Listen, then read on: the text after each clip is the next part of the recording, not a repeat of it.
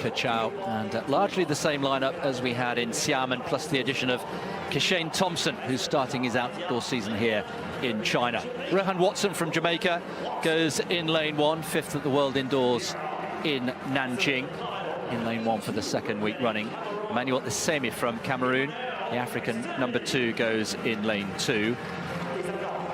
Letsidi Toboko was disappointed maybe with 10-2 last weekend, but he is still building speed and sharpness after the 400 meters in the first few events of this year, building his endurance. He's still working on speed. Now, Kishane Thompson, Olympic silver medalist in Paris, of course, in the closest Olympic final in history. 5 thousandths of a second. He doesn't race very often. The fact that he's made the long trip suggests to me that he fancies his chances, and he'll have to be in form against the man in form, Akani Simbine. 2 out of 2 outdoors so far. Brilliant in Xiamen last weekend. His acceleration in the final 30 was very impressive. Coleman, Christian Coleman, the indoor specialist, of course, over 60 meters, got a great start last weekend, but couldn't quite finish it and ended up in 4th place. He's in lane 6. Ferdinand Omanyala, also a great starter, powerful, the reigning African champion. Second behind Simbine last weekend. What can he do here in Kachao? Jeremiah Azu, European world indoor champion, very relaxed, hitting all the right notes at the moment, enjoying his athletics back with his original former coach, Helen James. And Xie Junye gets a great reception from the crowd for China in lane 9, 3 times a 4th placer at the World Indoors.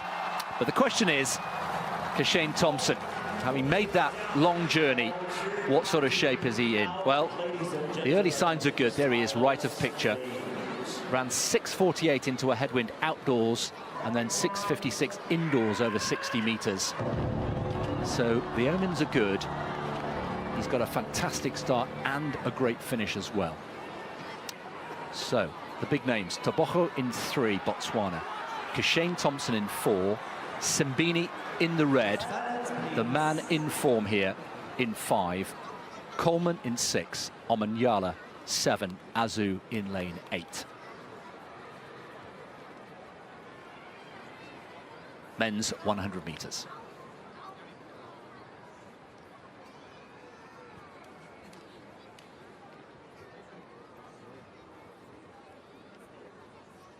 Oh, I think it's Simbine on the line, on the dip. The two share a moment. They both full clear. Thompson was ahead with, what, 5-10 meters to go, just. But did Simbine come back to just get him on the line? Yes, he did. 9:98. It's 3 from 3 outdoors for Simbine. And surely now we have to say he is the man to beat in 2025 so far. He's put together a brilliant sequence. Thompson, in his first race, stole a march, but was pipped on the line, and Toboko, with an improved performance from last week. We talked about his sharpness and speed getting better and better. There's the top 3, Simbine, Thompson and Toboko. Great start from all 3 of those men that ended up in the eventual 3. Toboko, that was much, much better than we saw in Xiamen last week. Now, at this point, Thompson, he just tightened up for me. He just forced it ever so slightly. And Simbine just stayed relaxed. Look at the South African here. He is straining. He's working hard. But he's... See, look at this front on picture here. Thompson just rocking and rolling side to side. Simbine almost focusing all that desire straight forward, and he just gets there ahead of Thompson. And Toboko, for me, it was a bit of a wry smile at some point over that finish line we saw in one of the shots, so just saying, all right, that's more like it. That felt good. So great to see Toboko so close to 10 seconds. Yeah, 10-2 becomes 10-0-3. That is improvement. There was no sense of panic from Toboko in the press conference yesterday. Long season ahead. You'll hear us and the athletes say that time and time again. Let's look at it again, though. This is a high-quality field, no doubt about it. We've got Azu there, second left from picture, who faded a little bit. But Thompson, an absolute class act at this stage. He thinks he's got it, but you're right. He starts to tighten up, and look at how relaxed, relatively, Simbine is. The 2025 Diamond League season continues to thrill sprint fans across the globe, and the recent men's 100-meter race in China was no exception. With an elite lineup that included Olympic medalists, African champions, and rising stars, the stage was set for a showdown. The main attraction? South Africa's Akani Simbine and Jamaica's Kishane Thompson.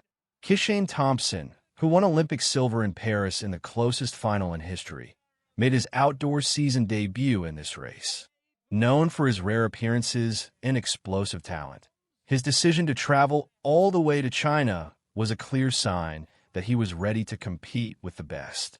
His training results had been promising. A strong 6.48 outdoors into a headwind and 6.56 indoors over 60 m, and all eyes were on him.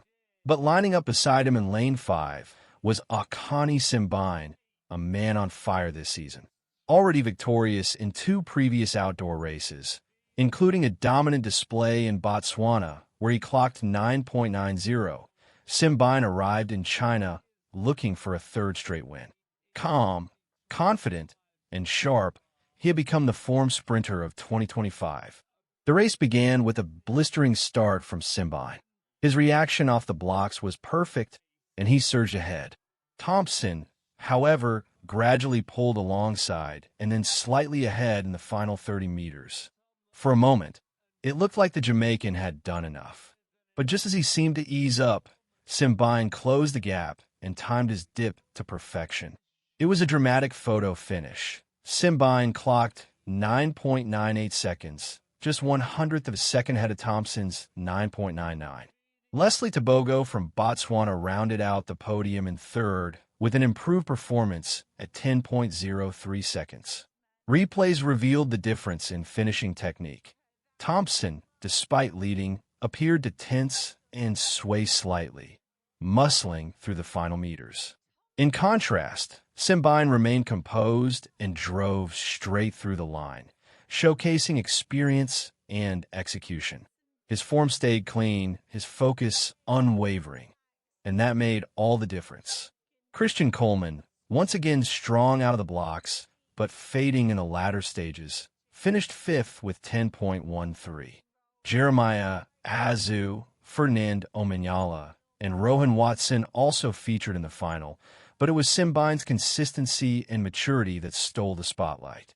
With 3 consecutive wins and elite times under his belt, Akani Simbine has firmly established himself as the man to beat in 2025. Still, Kishane Thompson has sent a powerful message.